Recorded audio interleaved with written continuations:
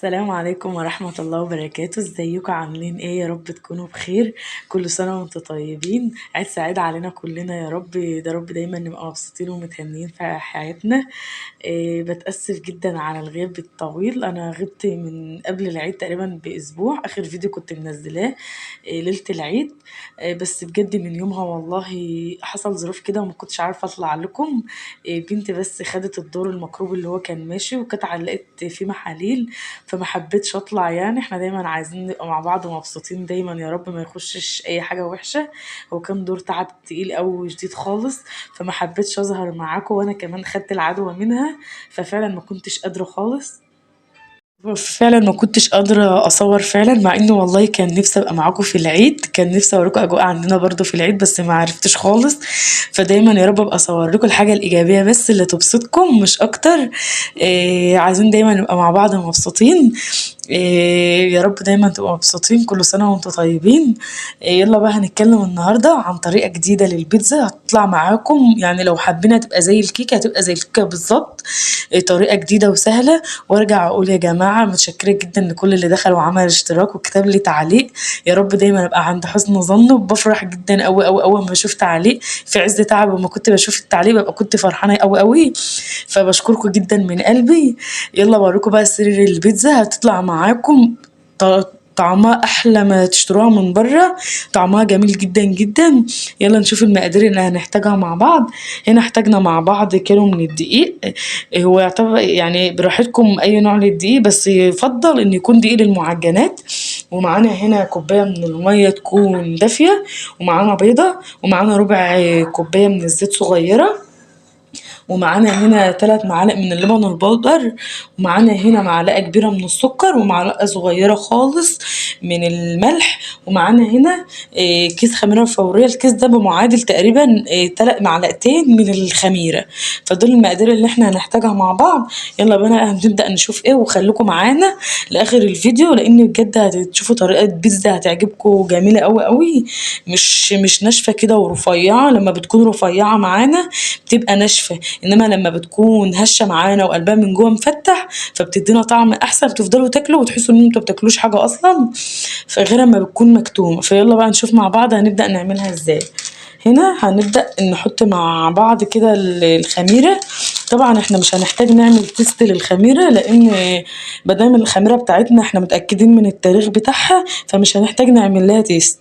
لو انتوا شاكين في الخميره بتاعكم، في الخميره يعني اللي عندكم، ممكن تعملوا ايه، كوبايه الميه الدافيه دي ممكن ناخد منها ربع كوبايه كده، يعني ناخد منها الربع ونحط فيها مع الخميره، ونبدا نحط معاها معلقه سكر ونسيبها في جنب، نبدا نتاكد ان الاختبار بتاعها فعلا كويس ولا لا.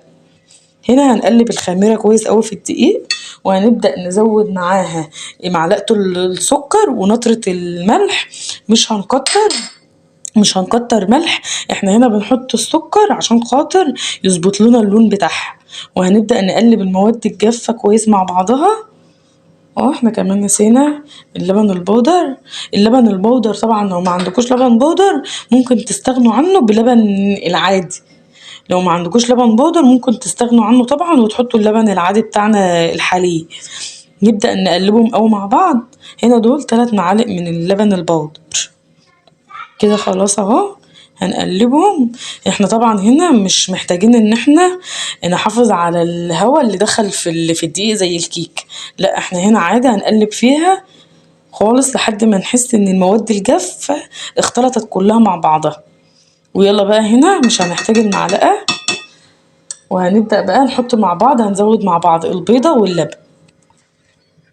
وهنا بقى هنبدأ نزود البيضة بتاعتنا. طبعا احنا كل ده لسه ما حطيناش الزيت احنا مش هنعوزه الوقت خالص. الزيت احنا هنعوزه هنلم بيه العجينه بس، فمش هنزوده معانا الوقت عشان ما ينشفش العجينه مننا. احنا هنحتاجه واحنا بنلم العجينه. هنا بقى هنبدأ، احنا حطينا البيضة بتاعتنا، هنبدأ نزود نص المية، مش هنزودها مرة واحدة، هنزود المية مرة واحدة. وهنا احنا ما حطيناش كيلو اللبن، الكيلو الدقيق كله مرة واحدة، احنا سيبنا شوية عشان خاطر لو حسينا العجينة محتاجة مننا دقيق نزود. انما لو محتاجه مننا ميه فالميه طبعا موجوده، فمش هنحتاج يعني مش هنقف يعني على حاجه. هنا ما زودناش كميه الدقيق مره واحده، ما تغلطيش غلطتي لان هي حصلت لي مره وكان بيفرق طبعا من نوع دقيق لدقيق تاني، فكنت حطيت كيلو الدقيق كله واحتجت دقيق، فطبعا ما نزودش الكيلو كله مره واحده. هنا هنبدأ بقى نزود المية بالراحة، ما نزودهاش كلها مرة واحدة. وهنا المية معانا دافية، مش حاطينها ساقعة ومش حاطينها سخنة، عشان خاطر هي لو ساقعة طبعا هتفشل الخميرة، مش هتقب مننا، وبرضو لو سخنة هتبوظ الخميرة مننا. هنا احنا محتاجينها فترة بس معانا، فهنخلصها عجين ونرجع نوريها لكم تاني. هنا بقى خلاص كانت خمرت معانا خالص، انا هنا والله ايدي لسه حتى مكان العجينة اهيت، بس هي خلاص نضفت خالص من ايدي، عايزة اوريكم بس اهيت. هنا بقى هنبدأ ايه، هنا هنلمها مع بعض بالزيت. يلا بقى نلمها مع بعض. هنا بقى خلاص احنا شيلنا العجينة اهي من البولة، هنبدأ نحط نطرة من الزيت، هنفردها الأول في في البولة بتاعتنا خالص. عشان احنا بنعمل كده عشان خاطر اما تترفع مننا او الخميرة تبدأ تشتغل ما تلزقش معانا في بتاع اللي احنا هنعمل فيها، اللي احنا بنعجن فيها خالص اهو. وهنبدأ بقى نحط عجينتنا تاني اهو. لو احنا بقى هنبدأ هنا نزود الزيت ده بالراحة خالص عشان نلم بيه العجين، هنلمها ونرجع نوريلكم تاني بعد ما نخلص. هنا خلاص كنا خلصناها بقى، خلاص ايدينا نضفت معانا، مفيش اي حاجة لازقة لسه في ايدينا كده، خلاص حطيناها زي ما اتفقنا مع بعض. لميناها بقى في الاخر بعد ما خلصناها عجين، تقريبا احنا قعدنا نعجن فيها من ربع ساعة ل10 دقايق. طبعا كل ما بنعجن في عجينة البيتزا بتدينا نتيجة احسن بكتير خالص، يعني ما ينفعش نقول اول ما نبدا نحس ان هي لمت في ايدينا نسيبها، لا نفضل يعني ايه نعجن فيها بعدها كمان يجي ب5 دقايق. وهنا بقى خلاص احنا دهنا البوله بتاعتنا ازاز، دهناها زيت زي ما اتفقنا. والزيت يا جماعه يفضل ما يكونش قوي يعني من زيت التموين، يكون زيت خفيف عشان برضو ما تبقاش تقيله معانا، تكون قلبها مفتح. وهنا بقى هنسيبها مع بعض، وخلينا مع بعض برضو عشان نشوف السر بتاعنا اللي هيخلي البيتزا بتاعتنا طعمها جميل جدا. خليكم معانا برضو لغايه نهايه الفيديو عشان نشوف هنحشيها مع بعض ايه. هنا بقى احنا سيبنا البيتزا العجينة بتاعتنا تتخمر، احنا تقريبا سيبناها تقريبا ممكن قعدت 3 ساعات. طبعا انتوا لو عايزين تقعدوها اقل براحتكم، بس تكونوا حاطين تحتها حاجة سخنة او يكون الفرن دافي مكان حاجة وتحطوها عشان تخمر معانا. برضو كل ما العجينة بتخمر طبعا بتدينا نتيجة احسن بكتير. هنا بقى هنعمل معانا ايه الحشوة. هنا معانا جبنة ميكس مشكل، وبرضو جبنة موزاريلا، وهنا فلفل، وهنا طماطم، وهنا برجر، وهنا زيتون شرايح متقطع. طبعا الطماطم لو احنا كده كده يعني احنا هنعمل واحدة، هنعمل صينيتين صغيرين، واحدة هنعملها جبن بس، واحدة هنحط فيها بس البرجر ده. فاللي هتبقى بالطماطم طبعا ديت ممكن نرش عليها نطرة من الملح عشان خاطر بس ايه يعني يبقى فيها سنة حدوقية كده، وبرده ما نكترش عشان خاطر ايه الزيتون. فيلا بينا بقى نقطع البرجر كده واحنا واقفين إيه، واحنا واقفين كده. طبعا احنا هنا سايبين العجينة بتاعتنا هتخمر، فاحنا هنقطع بقى براحتنا، براحتكم لو انتوا بقى عايزين تقطعوها بأي شكل. هنا طبعا قطعنا البرجر بتاعنا وسيبناه، ودي العجينة بتاعتنا اهي. هشة جدا، مليانة هوا. هنبدأ بس نفضيها بالراحة كده خالص اهو. ده سبب ما احنا قلنا واتفقنا مع بعض ان هي مش عايزين ندهنها زيت عشان خاطر ما فيش حاجة تلزق في الحاجة اللي احنا هنعمل فيها. هنا بقى هنبدأ نقسمها بالظبط على الصواني اللي هنعملها فيها. ويلا نتكلم بقى مع بعض واحنا بنفردها كده.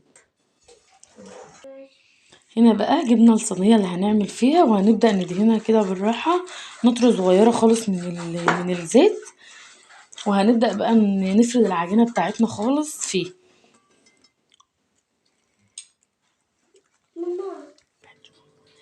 كده. خلاص احنا فردناها خالص في الصينية اللي هنعمل فيها.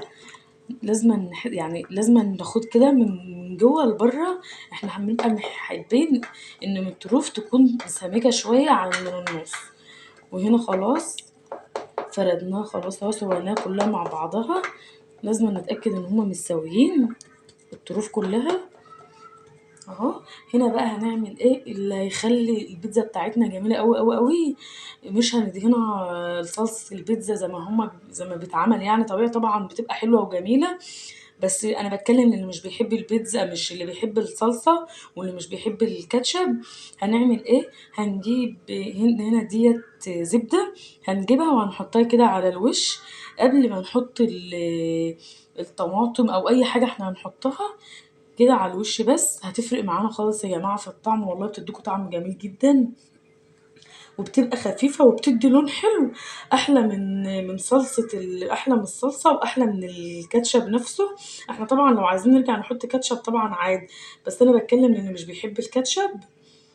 هنبدأ بقى نفرده كده وهنسيبه بقى مع نفسه، طبعا مش هو لسه جامد فمش هينفع ان هو يسيح، فبس هنفردها كده وهنسيبه. جربوها بالطريقة دي هتعجبكم قوي.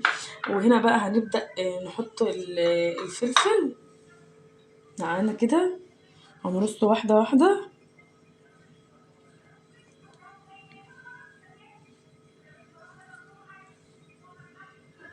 جربوها يا جماعة بطريقة الزبدة دي هتعجبكم قوي، والله هتطلع معاكم أحلى 100 مرة ما تكونوا هتدهنوا الصلصة بتاع البيتزا، بتبقى جميلة. واللي عايز طبعا برضو يدهن الصلصة تبقى حلوة برضو معاه، بس أنا بقول كده بيبقى لها طعم ولون كمان جميل قوي كده. وهنا بقى احنا كنا رشينا على الطماطم شوية كده من الملح، هنبدأ برضو نرص معانا كده.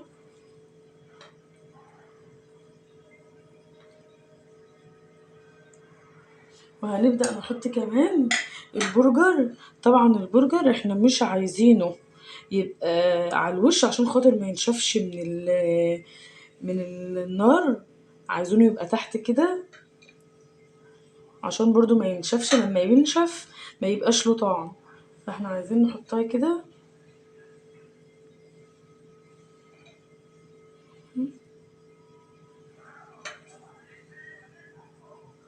وهنبدأ بقى نحط مع بعض كده الزيتون، هنرصه. وبعد ما نحط الزيتون هنبدأ بقى نحط الجبنة. وبالمناسبة أنا بس وأنا بعمل أنا موقفة بنتي جنبي، بتغسل كده المواعين، طبعا مش الغسيل يعني الغسيل، لا أنا موقفاه بس تتعلم إن هي تعرف تقف في المطبخ، عشان خاطر فيما بعد ما تبقاش الأطفال متعبة واحنا بنعلمهم. لا، كل ما يكون سن الطفل صغير وكل ما يكون شايف كنت واقفة في المطبخ وبتعلميه طبعا ده أحسن بكتير. وما ينفعش يا جماعة نقول بناتنا ما بيعملوش، لازم تسلموا المطبخ للبنات ما يكونش مليان مواعين ونقول ده البنات مش حابين يخشوا المطبخ. لا، احنا لازم ندخلهم وهو متروق برضو، يعني يا دوبك يكون في ايه كوباية معلقة بس ما ينفعش ندخل يعني البنت او الطفلة تبدأ تخش المطبخ وهي اصلا تخش تتجعز من المنظر فتكره تقف فيه اصلا. لا، لازم أن نكون مترتب في بس يعني معلقة كوباية تقدر ان هي تغسلها، وكل مدى هتبدأ تحب تقف في المطبخ. فيعني رجاء اللي تحب ان هي تعلم ولادها الوقف في المطبخ ما تدخلهوش والمطبخ متكركب، لا على قد ما تقدروا تكونوا مروقينه يا دوبك، بس هي تحب اصلا تقف في المطبخ، ما تحبش ان هي تكرهه او ما تحبش تقف فيه كده. خلاص احنا خلصناه اهو. هنعمل ايه بقى؟ احنا هنعمل الصينية التانية، احنا عملنا دي مع بعض، هنعمل الصينية التانية ونرجع نوريها لكم تاني مع بعض الاتنين. فاستنوا معانا لما نعمل الصينية التانية. وكده خلاص احنا خلصنا الصينيتين بتوعنا، ده شكلهم. يا رب تعجبكم. احنا هنا مش هنحطهم في الفرن دلوقتي، احنا بس اصلا مولعناش الفرن، هنسيبهم تقريبا يرتاحوا بره كمان 10 دقايق لحد يعني ما نولع الفرن بتاعنا ونسيبه يسخن. هنسيبها ترتاح شويه مكان ما عجناها. هوريها لكم تاني قبل ما نحطها في الفرن، احنا شايفينها بالشكل ده. هنسيبها نرتاح شويه وارجع اوريها لكم تاني لما ترتاح قبل ما ندخلها الفرن، فخليكم معانا كمان شويه. ده خلاص كان شكلها النهائي بعد ما طلعناها من الفرن. والله يا جماعة الكاميرا كمان ظلمها كمان في شكلها. ده شكلها النهائي، يا رب تعجبكم. جربوها بنفس الطريقة اللي احنا اتفقنا عليها، نسيبها ترتاح شوية بعد ما تخمر. يا رب تعجبكم. خلينا معاكم كده دقيقة ما نقطع واحدة ونوريها لكم تعجبكم. والله هتعجبكم قوي جدا لو جربوها. كل سنة وانتم طيبين. يا رب نعاد علينا يا رب الأيام بالخير. وما تنسوناش في اللايك والتعليق واللي حابب يخش يشوفنا يعمل اشتراك في القناة، حاجة بتساعدنا قوي قوي والله. لما اشوف تعليقكم عندي او بشوف الاشتراك بيزيد. وما تنسوناش في اللايك. وتصبحوا على خير.